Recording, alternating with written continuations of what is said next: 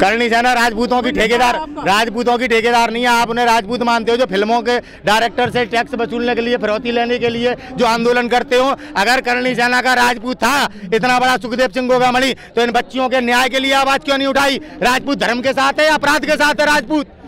आप बताइए। पूरे वो राजपूती थे जो द्रौपदी को नंगा कर रहे थे महाभारत में, वो राजपूती थे और कोई नहीं थे, उनकी भाभी थी वो। कृष्ण ने उनको दंड दिया था। भीष्म पितामह जैसे योद्धा, गंगा पुत्र जैसे लोग एक स्त्री को नंगा होता देख रहे थे, वो भी राजपूत थे। आप फूलन देवी के साथ जो कुछ हुआ वो राजपूतों ने किया था, याद रखना। हम उन्हें अपने समाज के साथ नहीं जोड़ते हैं ऐसे लोगों को जो बेटियों को नंगा करें, जो बेटियों के ऊपर अत्याचार करें। हमारे समाज को बदनाम मत करो। मेरा सभी देशवासियों से निवेदन है, राजपूत धर्म के साथ था, राजपूत धर्म के साथ है, राजपूत धर्म के साथ रहेगा। संगीत शोभ हमारी राजपूताने की परिभाषा नहीं है, बलात्कारी अपराधी हमारे राजपूत की परिभाषा नहीं है। हमारे राजपूताने को पढ़ना है तो हमारे महाराणा प्रताप को पढ़ो, हमारे पृथ्वीराज चौहान को पढ़ो।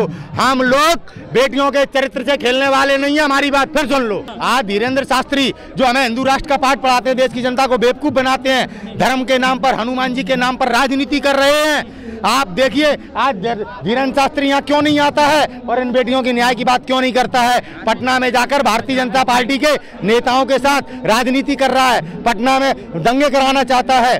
किस तरह से आज उनका इस्तेमाल किया जा रहा है, जैसे आसाराम बापू का अटल जी ने किया, अडवाणी ने किया। राजनाथ सिंह जी को भगवान दिखाई देते थे, देवी शक्तियां दिखाई देती थी आसाराम बापू में। कौन सा अमृतकाल? जो बेटियां इज्जत के लिए भीख मांग रही हैं, आप इसको अमृतकाल कहते हैं? पत्रकार महोदय, बेटी आपकी भी होगी, पत्नी आपकी भी होगी, माँ आपकी भी होगी। जरा परिस्थितियों पर नजर डालिए आप कि ये धर्म के नाम पर हमारी बेटियों के चरित्र से खिलवाड़ कर रहे हैं। ये साधारण नवरात्रों में पैर पूछते हैं योगी मोदी, ये दिखावा करते हैं। जिन गरीबों के पैर धोए थे वोट मांगने के लिए, उनके घरों को उजाड़ दिया है, उनके रोजगारों को छीन लिया है। आज महिलाओं को वेश्यावृत्ति पर करना मजबूरी बन गई है उनकी। ऐसे माहौल को देश में किसने पैदा किया? नोटबंदी कर देश को गड्ढे में डाला। देश के सभी बुद्धिजीवियों ने नोटबंदी के लिए मना किया था।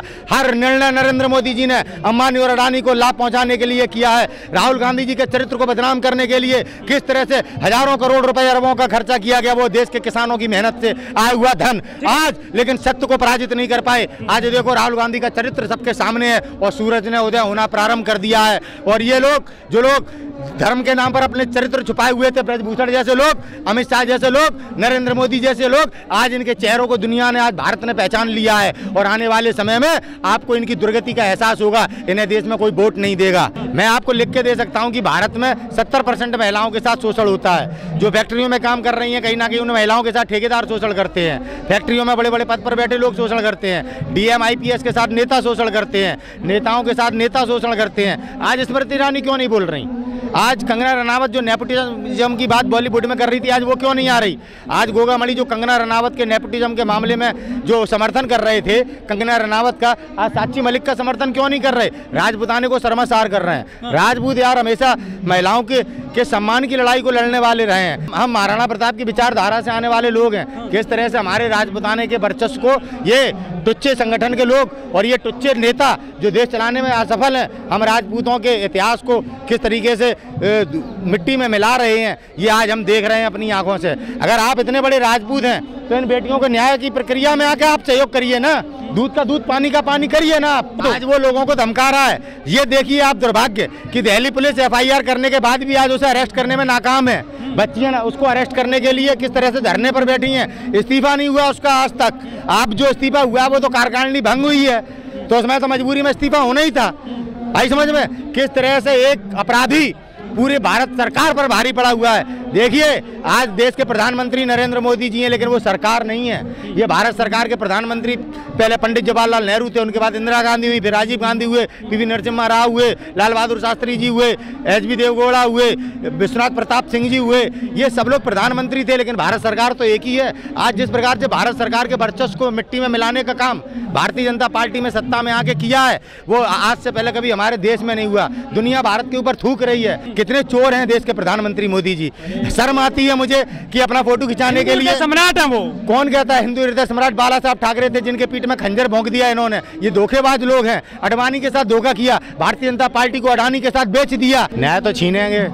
सरकार न्याय नहीं देना चाहती है, नहीं तो 21 दिन लगने वाली बात ही नहीं होनी चाहिए थी। बेटी बचाओ बेटी पढ़ाओ का नारा देने वाले, नारी शक्ति पे बात करने वाले, जब ये बेटियां ओलंपिक जीत के आई थी तो इनका स्वागत करने वाले प्रधानमंत्री मोदी जी आज किसी भी फ्रेम में नज़र नहीं आ रहे हैं। आज वो अपने निर्णयों को लेकर बड़ी बड़ी बात करते थे, आज एक साधारण से सांसद के वो सांसद कह रहा है कि मोदी जी कहें तो मैं इस्तीफा दे दूं। अरे 6 बार के सांसद है सर वो।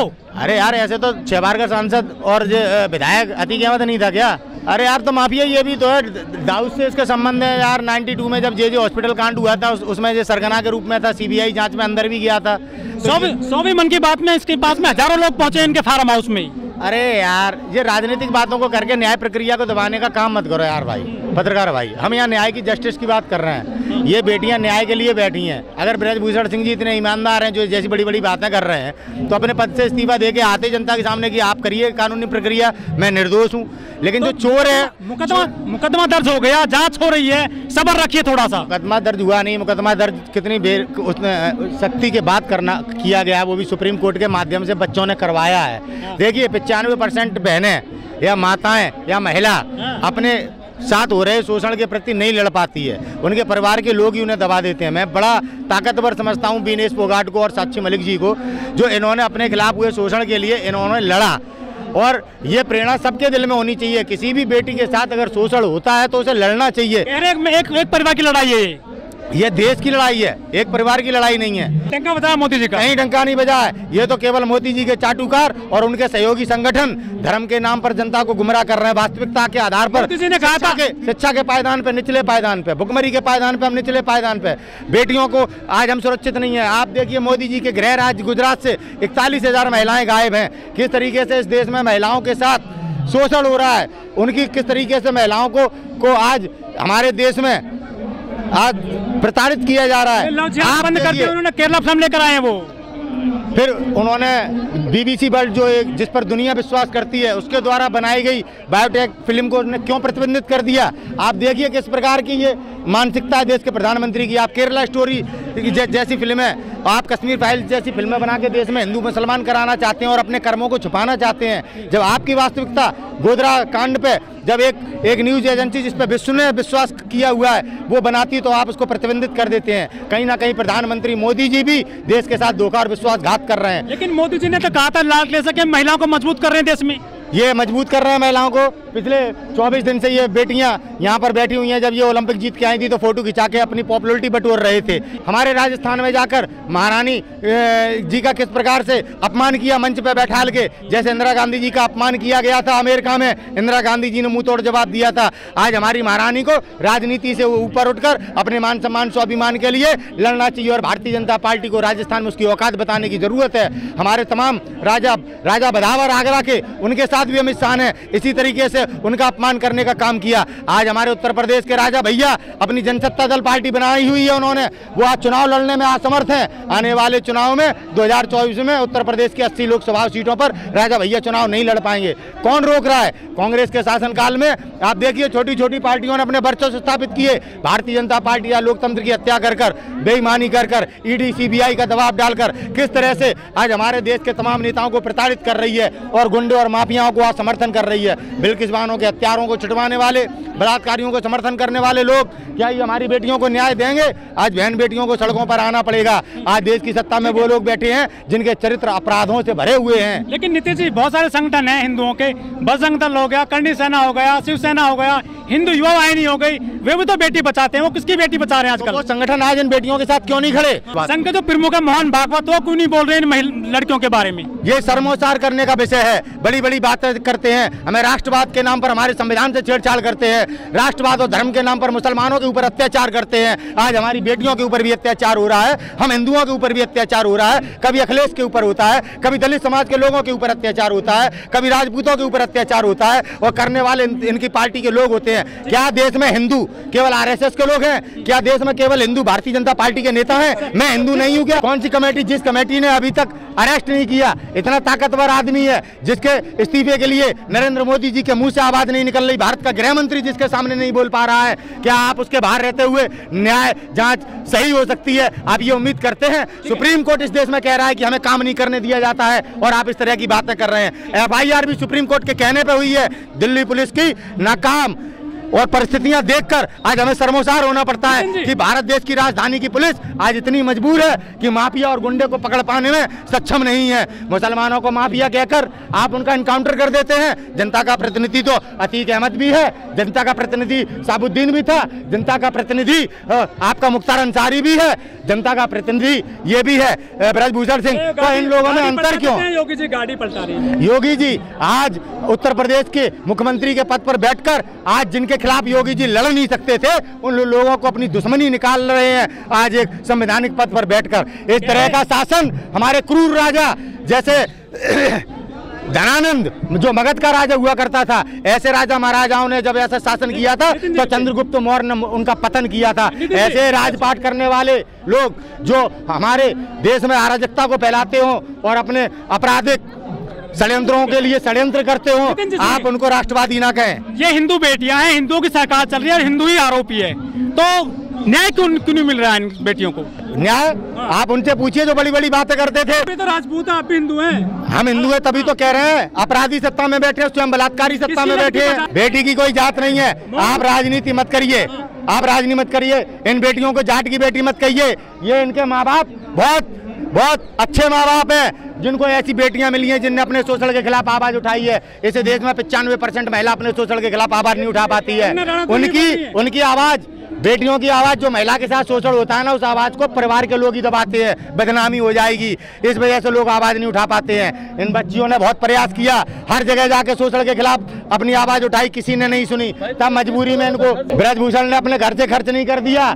किस तरीके से देश लूटा गया है, किस तरीके से देश के हमारे और आपके किसानों के पैसे, मजदूरों के पैसों से किस तरह से अंबानी और अडानी को मदद पहुंचाई जा रही है। अब पीएफ का पैसा देकर उसके बिजनेस को बचाने का काम किया जा रहा है। बीएसएनएल बेच दिया, हमारे देश की सभी कंपनियां बेच दी, हमसे रोजगार छीन लिए, बैंकें बंद कर दी। आप कह रहे 30 करोड़, इनकी हैसियत है 30 करोड़ दे देंगे? इनकी हैसियत है? ये लालची लोग हैं। ये 50 स्कूल का मालिक है, अगर इसकी जांच हो जाएगी तो इसके स्कूल में भी इसने बेटियों का शोषण किया वो आपके सामने आ जाएगा। हो जाएगा, फांसी पे चढ़ जाएंगे, ऐसा मत बोलिए, कह रहे हैं वो। आरोप से ये कभी नहीं, ये आपको अगर इतने अच्छे आदमी होते तो ये जांच करवाते और अपने पद से इस्तीफा दे देते। जैसे जब रेल पलट जाने पर हमारे रेल मंत्री जी लाल बहादुर शास्त्री जी ने इस्तीफा दिया था, ए राजा पे आरोप लगा, ए राजा ने इस्तीफा दिया था, ये क्यों नहीं इस्तीफा दे रहे? आपने पी चिदम्बरम को जेल में डाल दिया कि ये सबूतों को मिटा सकते हैं, दबाव बना सकते हैं। क्या ब्रजभूषण सिंह आजाद रहकर जो माफिया है, डॉन है, जो डी कंपनी से ताल्लुकात रखता है, क्या वो इन बेटियों को धमका नहीं सकता? क्या वो सबूत मिटा नहीं सकता? आज किस तरह से बेटियों के चरित्र के साथ खिलवाड़ हो रहा है। और ये ध्यान रखे देश कि ये हमारी बेटियों के साथ खिलवाड़ हो रहा है, ये अपनी बेटी के साथ खिलवाड़ हो रहा है। आज शोषण डीएम का भी हो रहा है जो महिला है, आज शोषण उस पुलिस वाली का भी हो रहा है जो महिला है, लेकिन बेचारी आवाज नहीं उठा पा रही हैं। धन नहीं है बेटियां जो शेरनी का दूध पी के पैदा हुई हैं। बेटी हो तो ऐसी हो ना, बेटी जन्म ना ले घर में जो शोषण करा के अपने आप को राष्ट्रवादी कहती हो। ये भारतीय जनता पार्टी के लोग हैं, इनको आप राजपुताने से जोड़कर हमारे राजपुताने को बदनाम करने का काम मत करो। मेरा सभी मीडिया वालों से मेरा आग्रह है। सेना यहाँ पर